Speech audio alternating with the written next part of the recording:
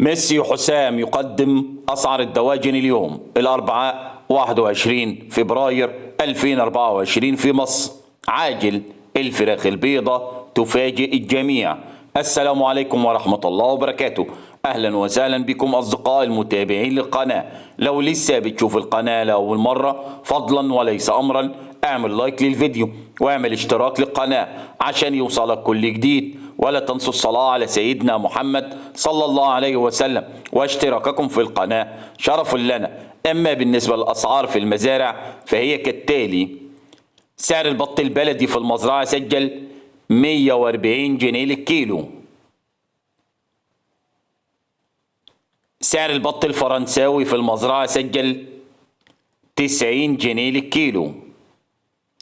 وكمان ساعة هينزل لكم فيديو جملة وقطاعي في المحلات. سعر البط المسكوفي في المزرعة سجل 125 جنيه للكيلو.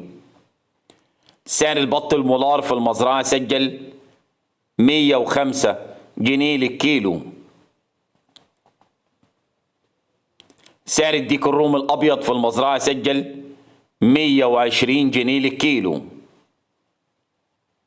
سعر الديك الرومي الأسمر البلدي في المزرعة سجل 130 جنيه للكيلو.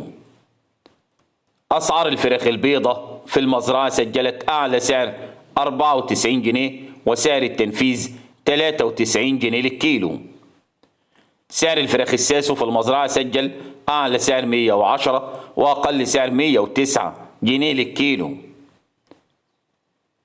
سعر الأرنب اليوم في المزرعة سجل 100 جنيه.